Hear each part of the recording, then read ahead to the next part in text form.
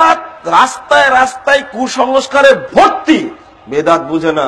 টঙ্গীর মাঠে লাখো লাখো মানুষ একসঙ্গে বসে থেকে আখেরি বেদাত করছে, এটা বেদাত বুঝে না। ও বলে কি বেদাত কি কোনটা, যে বিসমিল্লাহির রহমানির রহিম কুরআনের পুরো ইবারতটাই পরে দেওয়া আছে। দেখেন আপনার বুঝাই, একটা জিনিস হলো সহায়ক, ওটা বেদাত নয়, এটা হলো আধুনিক আবিষ্কার। আমি কথা বলছি দূরে চলে যাচ্ছে, এটাকে আপনি বেদাত বলছেন কেন? আমি মুখে বললে যে সওয়াব হবে আর এই মাইকে বললে তার চেয়ে বেশি সওয়াব হবে, এই উদ্দেশ্যে কাছে এখানে নেই, এটাকে বেদাত বললেন কেন আপনি? অনুরূপ ভাবে বলছে যে কোরআনের তো এবারত দেওয়া ছিল না, মাদ্রাসা তো আগে ছিল না, মসজিদ তো টাইলস আগে ছিল না, এখন তো মসজিদও বেদাত হয়ে গেছে। কত বড় পাগল!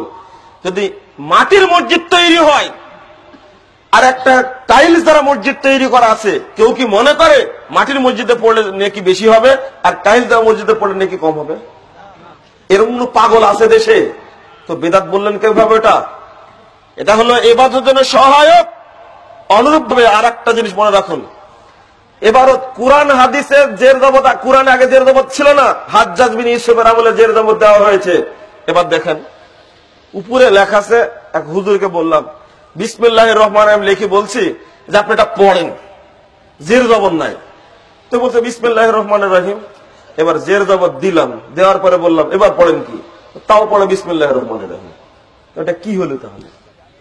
আপনারা বুঝেন না মনে হয়, নাড়া আরবি বুঝেন, নাড়া আরবি জের জবর নাই, জের জবর ছিল না কোরআনে। বিসমিল্লাহির রহমানির রহিম জের জবর ছাড়াই লেখা বুঝালাম, আচ্ছা এটা পড়েন আপনি, তখন বলছে বিসমিল্লাহির রহমানির রহিম। এবার জের জবর লাগালাম, এবার পড়েন বিসমিল্লাহির রহমানির রহিম। তো বেদাত বললেন কেন আপনি? এটা বেদাত বললেন কেন আপনি? এটা পড়ার জন্য কি সহায়ক।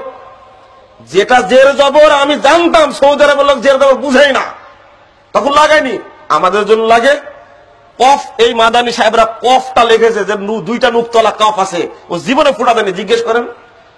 ওটা একটা গোল করে নিচে টান মারলে একটা কফ বোঝা হয়। এখনো সৌদি আরবে যারা কফ লেখে তারা এইভাবে লেখে, ফুটা দেয় না। আমার দেশে হুজুর পড়তে পারবে? একটাও পড়তে পারবে না। তাহলে কি এই কপে যদি ফুটা লাগাই আমি, তাহলে এটা বেদাত হয়ে গেল? তাহলে দেখেন এটা অবুঝের মতো কথা। বরং যেগুলো আপনি নেকির উদ্দেশ্যে করেন, 12ই রবিউল আউয়াল মিলাদের অনুষ্ঠান করা হয়, 12ই রবিউল আউয়াল চলে এদেশে একটা মৃত্যু দিবস আর জন্ম দিবস একসঙ্গে চলে না বাংলাদেশে? আল্লাহর নবীর নামে জন্ম দিবস পালন করা হয় কেন? রাসূল সাল্লাল্লাহু আলাইহি ওয়াসাল্লাম জন্মগ্রহণ করেছেন 9ই রবিউল আউয়াল, এটাই হলো সঠিক হিসাব। 12ই রবিউল আউয়াল তিনি মৃত্যুবরণ করেছেন। এই হিসাব স্পষ্ট আকারে তুলে ধরার পরেও এটা মানুষ ভুল করছে। দ্বিতীয় কথা হলো এই জন্মদিনকে লক্ষ্য করে যে শিরিক এবং বেদাতের আয়োজন করা হয়ে থাকে, এইটাকে তারা বেদাত বলতে রাজি নয়। বেদাত বলছে কাকে? মাইককে ঠেকানোর জন্য। হুজুর ঠিকই জানে, হুজুর বেদাতের সংজ্ঞাই বুঝে না। আখেরি মুনাজাতকে বেদাত বলতে রাজি নয়। হঠাৎ করে সালাম ফিরায় এইভাবে হাত তুলে থেকে থেকে এই কয়েক সেকেন্ডের পর বলতে বাহাক্কে লা ইলাহা ইল্লাল্লাহ, এটা ওর কাছে বেদাত নয়। বেদাতে যে পরিপূর্ণ, একেবারে কানাই কানাই পরিপূর্ণ। রমাদানে বেদাত, হজ্জে বেদাত। হজ্জে বেদাত মানে আপনি যান বিমানবন্দরে, আগে লাব্বাইক পড়ানো শুরু করেছে, মাথায় যদি ব্রেন বুদ্ধি সামান্যতম থাকতো, কোশ্চিন কালেও বিমানবন্দর থেকে লাব্বাইক পড়ানো শুরু হতো না। লাব্বাইক মানে কি জানেন? লাব্বাইক মানে আল্লাহ আমি তোমার কাছে হাজির। ও তো বিমানবন্দরে আছে, হাজির কখন হলো? হ্যাঁ, আমার উস্তাদ আব্দুর রাজাক সাহেব গতবার হজ করতে যাওয়ার সময় হুজুরকে বলছে, আপনি এখানে লাব্বাইক পড়াচ্ছেন কেন? কেন? এখানে না বাড়ি থেকে পড়লেও হবে। হুজুরের দাপুট কি চিন্তা ভাবনা করেন, দাপুটের শেষ নাই। আমি আপনাদের অনুরোধ জানিয়ে কথা বলতে চাই, বেদাত আপনারা বুঝেন শুধু শরীয়তকে ফাঁকি দেওয়ার জন্য। যত রকমের জাল, জয়ীব, ভুয়া, মানে অকেজ সব মানুষের সামনে উন্মুক্ত করে দিয়েছেন শুধু ব্যবসাকে টিকে রাখার জন্য। যত রাগ, যত গজব এখন ডাক্তার জাকির নায়েকের উপরে ঘরে ঘরে তাওহীদের দুর্গ গড়ে উঠছে শিরক বেদাতের বিরুদ্ধে। এই জন্য হুজুরের পকেট সাফ হয়ে যাচ্ছে, এই জন্য জাকির নায়েককে কাফের ফতোয়া দেওয়া শুরু করেছে। শুনে রাখুন, জাকির নায়েক একটা জিনিস বহুদূরে, ভারত সরকার তাকে নড়াতে পারেনি। আর আপনি চুটকি টুটকা মানুষ ঘরে বসে থেকে জাকির নায়েকের বিরুদ্ধে করার চেষ্টা করছেন। আপনি জুনাকির আস্ফালন দেখে সূর্য লজ্জা পায়, তাই সূর্য যখন উঠে গেছে তখন জুনাকি বলছে আমার আলোতে সূর্য আলো লিভিয়ে দিব। এরা হলো জুনাকি, সব বাংলাদেশে ঘুরছে। বলছে কি ডাক্তার জাকির নায়েক না জুকার নায়েক, এগুলো সহ্য করা যাবে?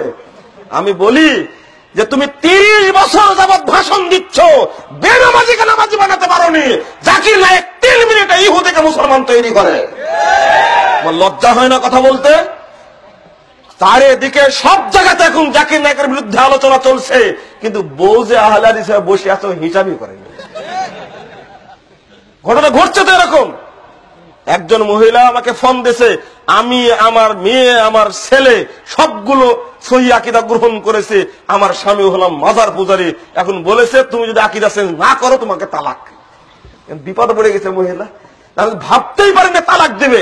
যে না, কোরআন এবং সহিহ হাদিস যদি গ্রহণ করতে চান একমাত্র দেখার মতো টিভি আছে, পিস টিভি, অন্য কিছু নয়। অন্য টিভি দেখতে বলছি না, অন্য টিভি দেখার জায়েজ নয়। সবগুলো বেপরদায় ভর্তি, নারীতে এবং নগ্নতায় ভর্তি একেবারে। আমি এখানে বলছিলাম একটি কথা, বেদাত করলে কয়েকটা অন্যায় হয়, ছোট করে বলে যায়। 1 নম্বর অন্যায়, শরীয়তকে মিথ্যা বলা হয়। শরীয়ত কি পরিপূর্ণ না অসম্পূর্ণ? শরীয়ত পরিপূর্ণ। সূরা মায়েদা 3 নম্বর আয়াত, এর মধ্যে কিছু ঢুকানো যাবে না। 2, যে ব্যক্তি বেদাত করবে ওই ব্যক্তির কোন আমল কিয়ামতের মাঠে কবুল হবে না। সহিহ মুসলিম 441 পৃষ্ঠা খুলুন। নবী মুহাম্মদ সাল্লাল্লাহু আলাইহি ওয়াসাল্লাম বলেছেন, মান আহদাসা মুহদিসান, কোন ব্যক্তি যদি বেদাতিকে আশ্রয় বা বেদাত করে, লা ইয়াকবালুল্লাহু ইয়াউমাল কিয়ামাতি সারফা ওয়ালা আদলান, কাল কিয়ামতের মাঠে ওই বেদাতি ব্যক্তির কোন নফল ইবাদত, কোন ফরজ ইবাদত কোনটাই কবুল করবেন না। আপনি যাবেন কোথায়? আপনি এখানেই ধরবো, বেদাত বাদ দিন, খবর আছে। আপনি নিয়ে গেছেন অনেক, আমল কবুল হবে না। 3, বেদাতি ব্যক্তি কাল কিয়ামতের মাঠে রাসূলের সুপারিশও পাবে না। রাসূলের কাছে গিয়ে সে কাউসারের পানি পান করতে পারবে না। সাবধান। সহিহ বুখারীর 974 পৃষ্ঠা খুলুন। আল্লাহর নবী বলছেন, আমি আগেই চলে যাবে কাউসারের দ্বারে। যে ব্যক্তি মান মারা আলাইয়া শারিবা, যে ব্যক্তি পানি পান করবে, লাম ইয়াজমা আবাদা, 50,000 বছরের লম্বা দিনে আর পিপাসা তার লাগবে না। একবার পান করলে যথেষ্ট। আল্লাহ রাসূল সংবর্ধনা দিবেন আপনাদেরকে সংবর্ধনা দিবেন যদি রাসূলের প্রকৃত অনুসারী হতে চান।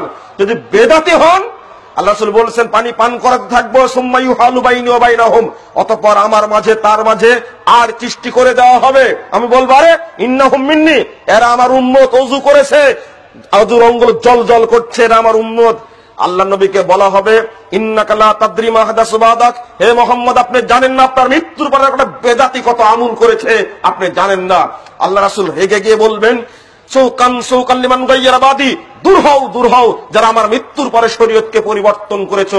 ধমক দিয়ে আল্লাহ রাসূল বলবেন, অভিশপ্ত তারা অভিশপ্ত, তাদের উপরে গজব নাযিল হোক যারা আমার মৃত্যুর পরে শরীয়ত চেঞ্জ করেছে। এরা কারা? আল্লাহ রাসূল বলেছেন, লাইরাদান্না লাইয়াকুম, ইতিমধ্যেই অনেকগুলো দল চলে আসবে। ফরজ সালাতের পরে বেদাতি মুনাজাত আজপর্যন্ত ছাড়তে পারিনি আমরা। এই মহব্বতের কারণে নবীর সুন্নাতকে ডুবিয়েছে, আল্লাহর নবীকে মেনে নিতে পারিনি। বন্ধুরা আমার, এই বেদাতের পক্ষে কখনো আপনি জবরদখলি ভাব দেখাবেন না, গলাবাজি করবেন না, অনুরোধ থাকবে। আপনি অন্তত অনুরোধ করি বেদাত থেকে বিরত থাকার চেষ্টা করুন। আল্লাহ আমাদের তৌফিক দান করুন, আল্লাহুম্মা আমিন। আল্লাহ নবী সাল্লাল্লাহু আলাইহি ওয়াসাল্লাম বললেন, এই ব্যক্তি কাউসারে পানি পান করতে পারবে না, সুপারিশও পাবে না। শেষ ফলাফল কি? আপনাদের সেটা মুখস্থ আছে, কুল্লু বিদাতিন দালালা, তারপরে ওয়া কুল্লু দালালাতিন ফিন্নার। সহিহ মুসলিমের 284 পৃষ্ঠা খুলুন, স্পষ্ট আছে বেদাতি কোথায় যাবে? জাহান্নামে। সহিহ নাসাই 1578 নম্বর হাদিসে ওয়া কুল্লু দালালাতিন ফিন্নার আসছে, বেদাতিরা জাহান্নামে যাবে। অতএব আপনি বেদাতি যেন না হন, এই মর্মে আল্লাহর কাছে পানা চাইবেন। আল্লাহর কাছে পরিত্রাণ চাইবেন, আল্লাহ তুমি বেদাত অন্তর্ভুক্ত করো না। আর যদি আপনি দাপট দেখাতে চান, আজকে প্রোগ্রাম হচ্ছে, প্রোগ্রাম বন্ধ করে দিচ্ছেন, মাঠে থানায় গিয়ে রিপোর্ট দিয়ে প্রোগ্রাম বন্ধ করার চেষ্টা করছেন, মনে রাখবেন একটা বিষয়, ফেরাউনকে দেখে এসেছি বহু পূর্বে, নমরুদকে দেখে এসেছি বহু পূর্বে, আবু জাহালকে দেখে এসেছি বহু পূর্বে। ফেরাউন ধ্বংস হয়েছে, মূসা সম্মানিত হয়েছেন, নমরুদ ধ্বংস হয়েছে, জুতার বাড়িকে পৃথিবী থেকে বিদায় নিয়েছে, ইব্রাহিম আলাইহিস সালাম সম্মানিত হয়েছেন। আবু জাহাল, আবু লাহাব, উতবা, সাইবা, বিশেষ করে আবু জাহালের মতো কুলাঙ্গার দুইটা বাচ্চার হাতে বদরে পন্থে ষাট হয়ে পড়েছিল। মুহাম্মদ সাল্লাল্লাহু আলাইহি ওয়াসাল্লাম সম্মানিত হয়েছেন। আজকেও যদি আপনি আজর মার্কা হন, আজকেও যদি আপনি ফেরাউন মার্কা হন, হুজুরদেরকে বলছি আত্মসমর্পণ করে আপনি শরীয়তের কাছে মাথা নত করুন। খবরদার ফেরাউনি ভাব সৃষ্টি করবেন না। কিসের নেতা, কিসের চেয়ারম্যান, কিসের মেম্বার, কিসের এমপি, কিসের মন্ত্রী, কিসের ডিসি, আর কিসের এসপি, কোরআন এবং সুন্নাহর কাছে সবাই সমান। অতএব দাপটের কিছু নেই।